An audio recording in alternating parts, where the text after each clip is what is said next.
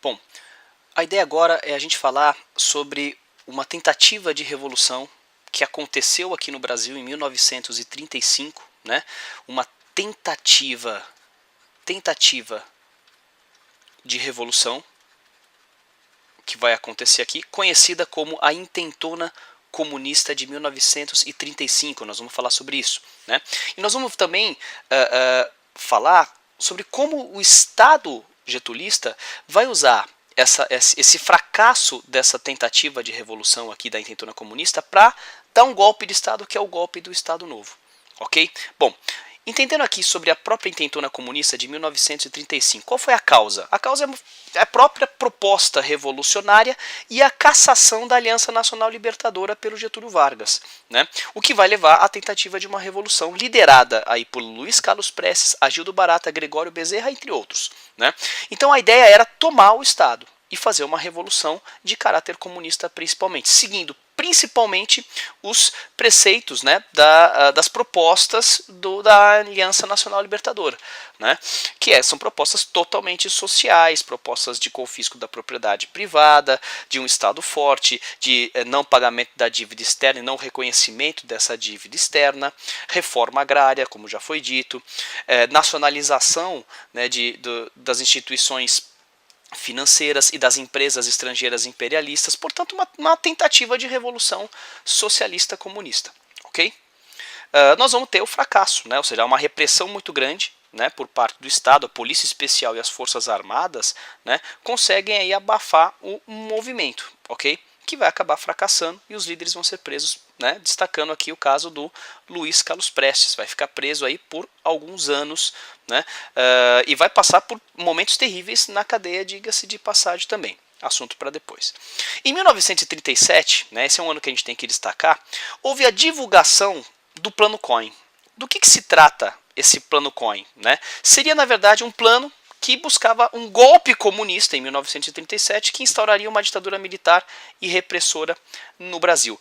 O que vale destacar é que desde 1935 o Estado getulista se esforçou bastante para construir, a partir da mídia, a partir da propaganda do Estado, a partir de novas disciplinas de educação, como por exemplo educação moral e cívica, que vai ser introduzida ali, né, nas escolas públicas, a partir de uma manipulação muito grande, o Vargas consegue construir um enorme anticomunismo.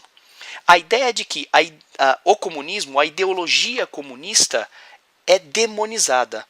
Né? Aquela que o pessoal gosta de brincar, né? Que comunista come cabeça de criança.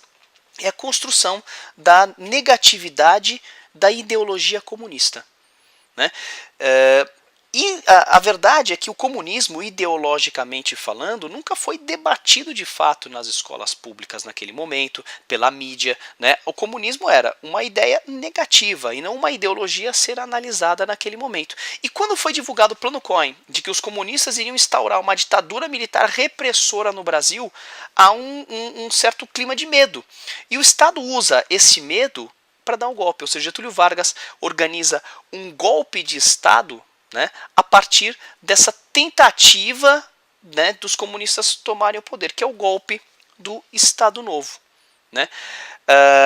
O que é bastante interessante a gente destacar aqui? Que dentro desse Plano Cohen, né, os comunistas liderados, teoricamente, por um judeu chamado Cohen, tomariam o poder e iriam instaurar essa ditadura.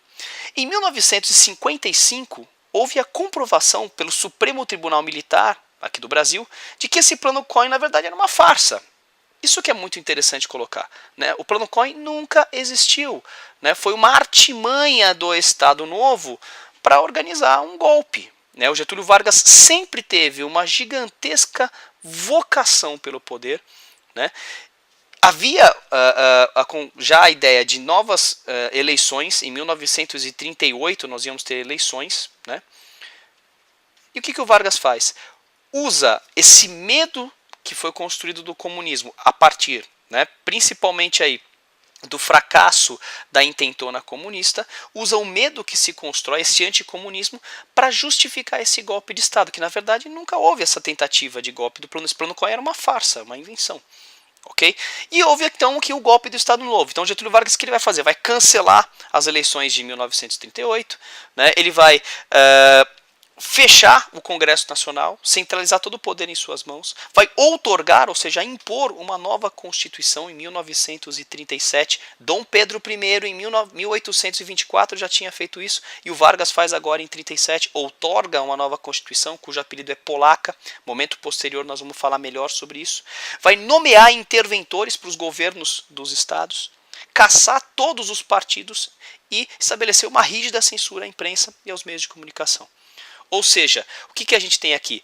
A lógica, evidentemente, da construção de uma ditadura sem disfarces, né?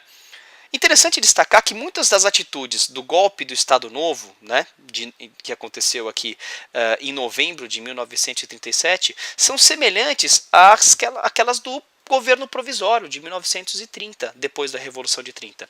Né? O que faz a gente interpretar, né, o que possibilita uma determinada interpretação de que o Estado, de que o Getúlio Vargas sempre construiu, sempre tentou construir essa ditadura. Né? Em todo esse tempo, né, de 30 até 37, o que ele estava fazendo era articulando politicamente, economicamente, militarmente, ideologicamente essa ditadura, essa centralização administrativa no seu poder.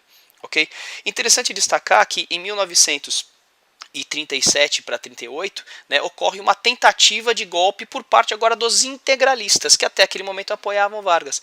Embora as ações do Vargas no Estado Novo sejam bastante semelhantes às propostas dos integralistas, o Vargas mandou fechar todos os partidos, inclusive a ação integralista. Então, eles também tentam dar um golpe de Estado, mas são severamente reprimidos, né? Ou seja, não conseguiram, não tiveram sucesso também. E o Vargas se fortalece como um ditador, centraliza todo o poder em suas mãos e vai governar até 1945.